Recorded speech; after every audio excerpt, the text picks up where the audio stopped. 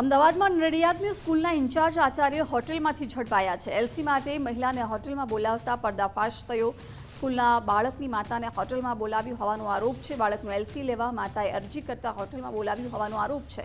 LC આપવા માટે આચાર્ય કિરીટ ઝાલાએ મહિલાને હોટેલમાં બોલાવ્યાનો આરોપ લાગ્યો છે। બજરંગ દળના કાર્યકરોએ મહિલા સાથે હોટેલમાંથી ઝડપી પાડ્યો છે। સ્કૂલના એલસીની બુક પણ મળી આવી છે। વટવા જીઆઈડીસી પોલીસ સ્ટેશનમાં અરજી કરાઈ છે।